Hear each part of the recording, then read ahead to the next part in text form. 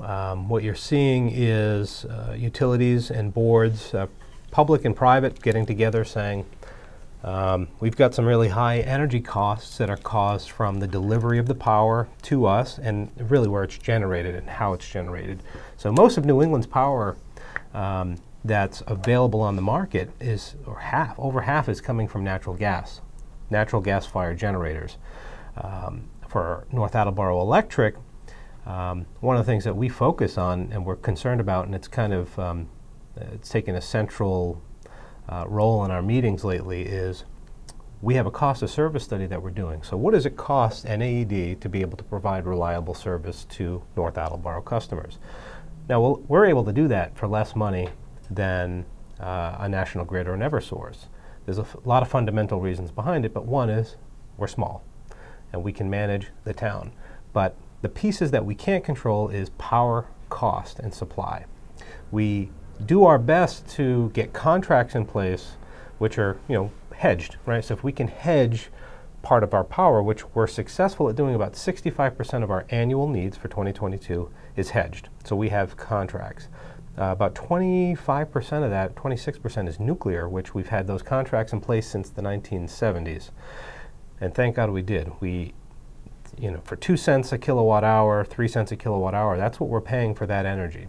Today, if you go out on the spot market to get energy, those prices are climbing and climbing and climbing to 9 cents, 10 cents, and this is just the latest chart that we have. Excuse me, that's the closing prices of energy. So, it's a tough one to see, but you got $90 a megawatt hour, which translates to 9 cents a kilowatt hour. That's just the energy piece. That doesn't matter, from the transmission. There's transmission, there's generation, which is part of the energy, there's capacity, and then there's what we as a company require to deliver that power, maintain the poles and wires. So the only thing that NAD truly needs to adjust is the distribution charge, which covers salaries and things like that over time. Inflation is something that we are concerned about, but it's dwarfed by energy. That component of the power, that 35% of energy that we don't have contracts for, that price is following natural gas. It's following energy as a whole. The United States is exporting a lot of gas to Europe and has been doing so since their shortages. Some of the drivers is industry and plants that generate and process natural gas had been shut down for a couple of years. Business is roaring back. Those plants take a long time to start back up. So Europe had their crisis last year towards the end. So it's a challenge that I have taken on with the board, with our team here. We are looking at that very closely. We just so happen to be doing a cost of service study, and the piece that's affected by that is energy. How do we handle that?